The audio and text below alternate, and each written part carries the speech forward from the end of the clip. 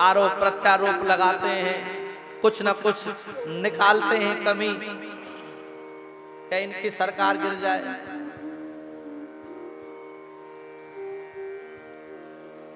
लेकिन आज हमारे भारत में हिंदू राष्ट्र का जो डंका बजा है वो उससे पहले कभी नहीं बजा था। हमारे देश के प्रधानमंत्री नरेंद्र मोदी जी ने कितना सुंदर राष्ट्र की व्यवस्था बनाई है और उसके नेतृत्व में पूरे देश में सनातन धर्म की ध्वजा पताका फहर रही है। देश में ही नहीं विदेशों में जब से प्रधानमंत्री नरेंद्र मोदी, मैं तो नरेंद्र मोदी को एक संत ही कहूंगा और संत है ही है, वास्तव में वो महात्मा है। ऐसा प्रधानमंत्री देश को मिलना सौभाग्य की बात है, जो हमारे देश का नाम पूरे विश्व में गौरव के साथ ऊंचा उठाया है। और यही राजा का कर्तव्य है कि हमारे देश का सम्मान, हमारे देश जो सनातन धर्म संस्कृति है उसकी ध्वजा पताका संपूर्ण विश्व में फहरती रहे।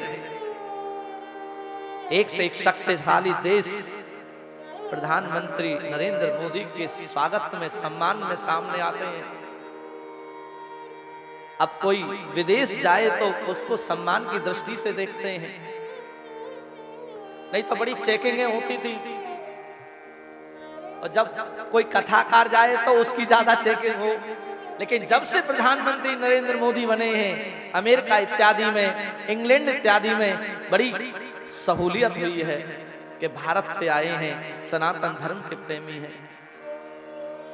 क्योंकि राजा का कर्तव्य होता है प्रजा का हित करना, प्रजा की रक्षा करना। और देखिए प्रधानमंत्री मोदी जी ऐसे हैं, ये कभी मुंह से बोलते नहीं है, अपने चरित्र धर्म से सनातन धर्म की क्रिया को बताते हैं। आम इंसान उस चीज को नहीं समझेगा, हम लोग समझते हैं उस चीज को। नरेंद्र मोदी जी जब विदेश में जाते हैं, नवरात्रि का व्रत रखते हैं और वहां के लोग कहते हैं, व्यंजन लगाते हैं डाइनिंग टेबल पर, तो वो कुछ भी नहीं खाते और वो जल भी अपना ही गंगा जल का सेवन करते हैं। इतना महान प्रधानमंत्री,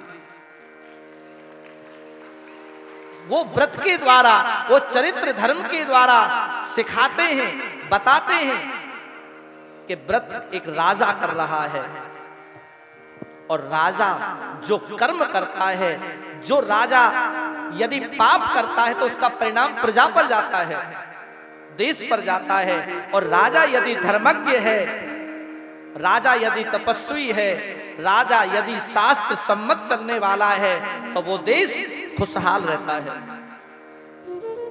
शास्त्र प्रमाण है इसमें।